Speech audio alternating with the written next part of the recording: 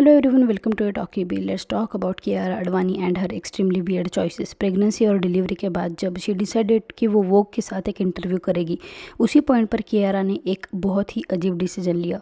इस particular interview के लिए कियारा एक स्पेसिफिक बैग लेकर आई थी। जिस ब्रांड का ये बैग है वो एक्सट्रीमली कॉन्ट्रोवर्शियल ब्रांड है।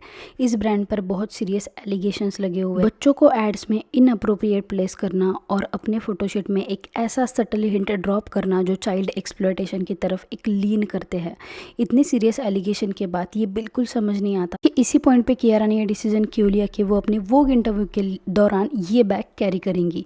एंड इस डिस्कशन के दौरान ना एक चीज़ देखने लायक थी and that was quite of. अगर आप किसी ब्रांड के लिए इंटरव्यू दे रहे हो and that to Vogue magazine के लिए, तो पूरा फोकस जो था बेबी पे लग रहा था मुझे रादर देन अदर थिंग्स।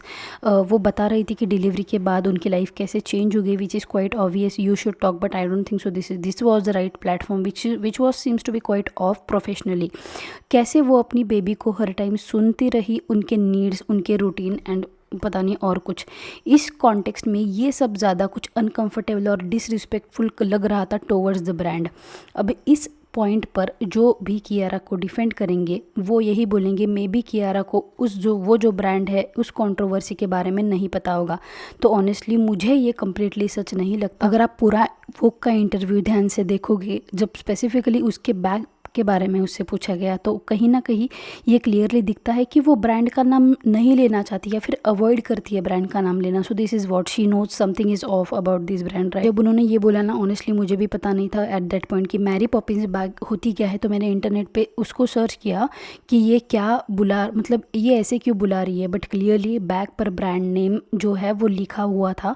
और अब ये भी मत बोलना कि व्हाट इफ कंट्रोवर्सी से पहले उसने ये बैग खरीदा हो, क्योंकि कई सेलिब्रिटीज़ के केस में ऐसा होता है। ये बैग्स बहुत ज़्यादा एक्सपेंसिव होते हैं और कंट्रोवर्सी से पहले खरीदे जाते हैं। आई कम्प्लीटली अंडरस्टैंड, इसीलिए लोग उसको मतलब बेनिफिट ऑफ डाउट दे देते हैं कि यार अभी ने शायद कंट्रोवर्सी से पहले लिया होगा। But in this case, Kiara के केस में ऐसा नहीं है।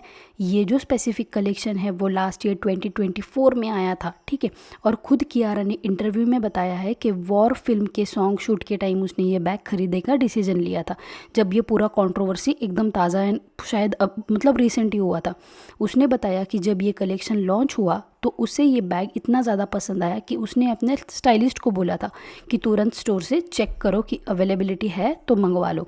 उस टाइम सिर्फ 2 पीसेस अवेलेबल थे एंड उसने तुरंत एक परचेस कर लिया। तो ये क्लियरली शो करता है कि ये जो कंट्रोवर्सी हुई थी बैग की एंड चाइल्ड एक्सप्लॉयटेशन की, ये उसी के बाद हुई थी। उसी के बाद कियारा ने ये डिसीजन लिया।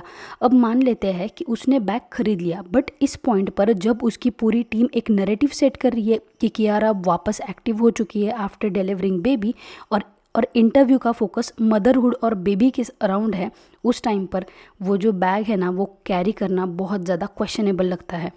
या तो ये एक्सट्रीम इग्नोरेंस दिखाता है या फिर ये जानबूझकर किया गया डिसीजन लगता है फ्रॉम द पीआर टीम। और ब्रांड के नेम जो है अवॉइड करना, ये क्लियरली दिखाता है कि कंट्रोवर्सी के बारे में अवेयरनेस थी। ऐसा बिल्कुल भी नहीं कि अवेयरनेस नहीं थी। अगर आप ये जानना चाहते हो कि वो जो बैग की कंट्रोवर्सी एग्जैक्टली थी क्या, जिनको पता नहीं है, तो थोड़ा पीछे चलते हैं। 2022 के बाद जो है ये जो बैग बनाती है बैलेंसियागा ने एक कैंपेन लॉन्च किया था, ठीक है, जिसमें उन्होंने बच्चों को इन्वॉल्व किया था and which is completely understood, ठीक है। अगर बच्चे आप इन्वॉल्व करना चाहते हो तो that is legally allowed in our country, मगर कुछ दायरों के बीच में आपको वो करना होता है।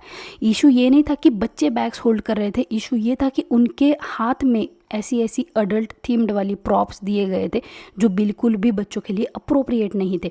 अब लोग ये भी डिफेंड करेंगे कि भाई फॉरेन कंट्री में ये सारी चीज़ें चलती होंगी, यहाँ पे नहीं चलती, तो कियारा तो यहाँ की हुई ना, तो उनको ये चीज़ें समझ में आनी चाहिए। That's what. एंड ब्रांड ने ये जो है ना एपोलॉजी लेटर भी लिखा था उसके बाद, जो मैंने अभी जस्ट आपको दिखाया। कोई भी सेंसिबल इंसान अगर ये समझ जाएगा कि ये बिल्कुल गलत है, एंड माइंड यू ये कोई रैंडम फोटोशूट नहीं था, लग्जरी ब्रांड होने के नाते मल्टीपल अप्रूवल्स के बाद भी ये कैंपेन पब्लिक होता है।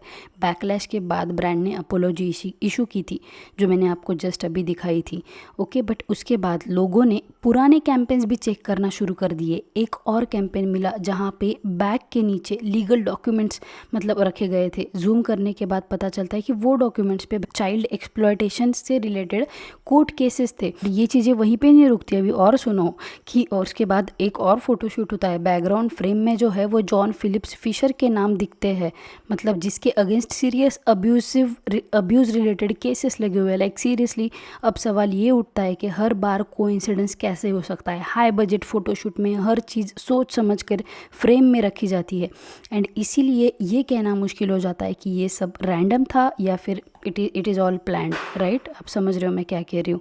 इस कॉन्टेक्स्ट में अगर कोई बोले कि कियारा को ये सब नहीं पता होगा शायद, तो या तो ये इग्नोरेंस दिखता है भाई, या तो ये फिर केयरलेसनेस है।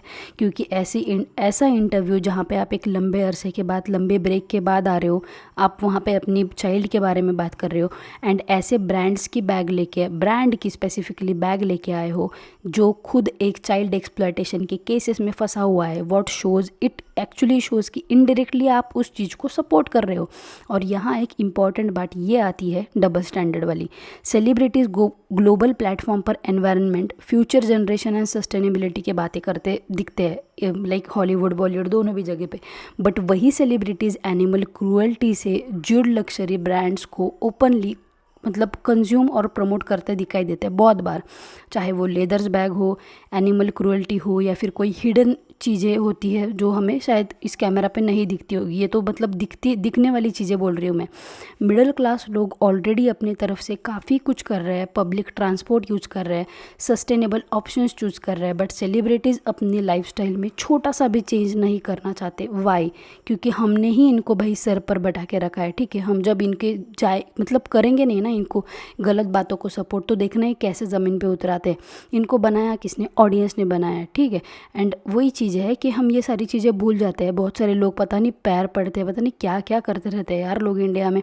और जब कोई सवाल उठाता है तो फैंस ये बोलते हैं, भाई ये अंधे भक्त है भाई, ये फैंस ये बोल देते हैं कि तुम जेलस हो उनके लाइफस्टाइल से। भाई सीरियसली गेट अ लाइफ जो ऐसे लोग बोलते हैं यार, बट ये जेलसी नहीं है, सीरियसली ये अकाउंटेबिलिटी होती है जो हर एक इंडियन नागरिक में होनी चाहिए। हॉलीवुड में काफ़ी सेलिब्रिटीज़ ने ओपनली ऐसी ब्रांड्स के साथ एसोसिएट होने से मना किया।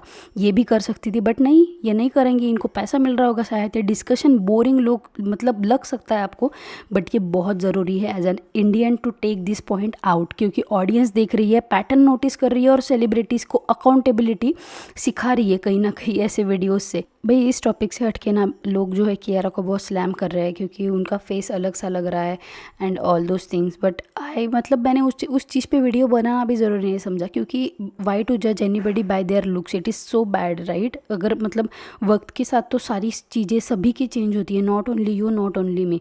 तो दैट्स वाई मैंने उस टॉपिक को जो है वो कम्प्लीटली इग्नोर कर दिया। बट आज का जो टॉपिक है ना, मुझे लगा this is so very important to talk about as an influencer, as an YouTuber, क्योंकि एक बिगर इम्पैक्ट अगर आप छोड़ते हो एंड ऐसी चीज़ें अगर आप प्रमोट करना बंद कर दो, अगर देखो क्या होगा ना, ऐसी वीडियोज़ आएंगी, वो देखेंगी, बाकी सेलिब्रिटीज़ भी इससे जो है वो अवेयर हो जाएंगे, ठीक है। तो दैट्स ऑल, मतलब इतना ही पर्पज़ है, किसी को जज करना वगैरह भाई कोई हमारा ऐसा कुछ पर्पज़। आपको कियारा का ये मूव जेन्युइनली अनअवेयर लगा या फिर कॉन्शियसली केयरलेस या फिर पीआर स्टंट, पता नहीं, कमेंट्स में ज़रूर बताना। इंस्टाग्राम पे फॉलो करना मत भूलना, लिंक डिस्क्रिप्शन में है। वीडियो पसंद आया हो तो प्लीज़ यार लाइक शेयर एंड सब्सक्राइब कर दो। Bye bye, I will see you in the next one.